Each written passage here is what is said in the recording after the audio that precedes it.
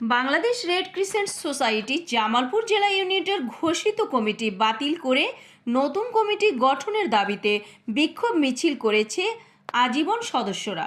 জামালপুর থেকে আবুল কাশেমের পাঠানো তথ্যচিত্রে বিস্তারিত। সাথে আছি আমি রীতা শ্রাবন্তী। আপনারা দেখছেন i1 TV. Bangladesh red crescent society Jamalpur জেলা ইউনিটের আজীবন সদস্য ও সচেতন জামালপুরবাসীর ব্যানারে বিক্ষোভ মিছিলটি আজ দুপুরে দেওয়ানপাড়া থেকে বের হয়ে শহর প্রদক্ষিণ শেষে জেলা প্রশাসকের কার্যালয়ে গিয়ে শেষ হয়। জেলা প্রশাসকের কার্যালয় চত্বরে বিক্ষোভ সমাবেশে বক্তব্য রাখেন বিএনপির জাতীয় নির্বাহী কমিটির সহ সাংগঠনিক সম্পাদক অ্যাডভোকেট ওয়ারেস আলী মামুন, জেলা বিএনপির যুগ্ম সাধারণ সম্পাদক খন্দকার আহসানুজ্জামান রুমেল, জেলা বিএনপির সাংগঠনিক সম্পাদক লোকমান আহমেদ খান লোটন, সজীব খান, সদর উপজেলা বিএনপির সভাপতি শফিউর রহমান শফি, সাধারণ সম্পাদক রুহুল আমিন মিলন, শহর বিএনপির সভাপতি লিয়াকত আলী ও সাধারণ সম্পাদক শাহ আলম মাসুদ।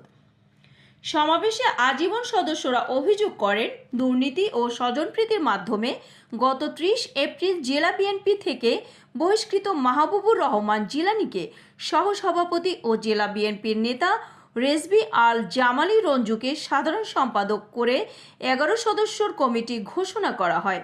পরে গত 15 মে ঘোষিত কমিটির সাধারণ সম্পাদক রেজবি আল জামালি রঞ্জুকে অপসারণ করে উক্ত পদে অসামাজিক কার্যকলাপে যুক্ত খায়রুল ইসলাম লিওনকে স্থলাভিষিক্ত করা হয়েছে।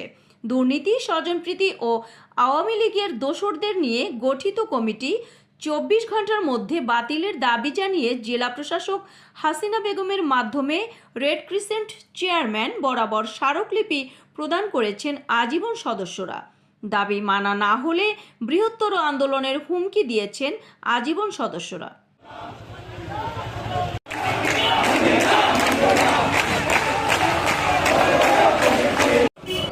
দীর্ঘ 17 বছর ফ্যাসিস্ট স্বৈরাচার, যুগের শ্রেষ্ঠ স্বৈরাচার, লুটেরা, অবৈধ ভোট ডাকাত শেখ হাসিনার সরকারের বিরুদ্ধে রাজপথে সংগ্রাম করেছে আমরা সারা বাংলাদেশের মানুষ। সেই সংগ্রাম করতে গিয়ে অসংখ্য নেতা কর্মী জনতা, ছাত্র জনতার জীবন গিয়েছে। দুর্ভাগ্যজনকভাবে আমরা দেখেছি স্বৈরাচার সরকারের পতনের পরে আজকে 9 মাস অতিবাহিত হলেও জামালপুরের জেলা প্রশাসক এখনো ফ্যাসিস্ট সেই স্বৈরাচারের দোসরদেরকে নিয়ে করছেন।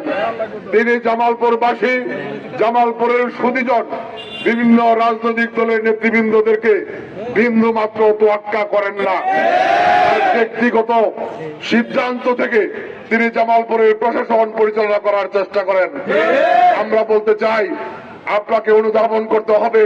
এতক্ষণ সঙ্গে থাকার জন্য ধন্যবাদ। i1 টিভি নিয়মিত আপডেট পেতে ভিজিট করুন আমাদের ওয়েবসাইট, ফেসবুক, ইনস্টাগ্রাম ও ইউটিউব চ্যানেলে।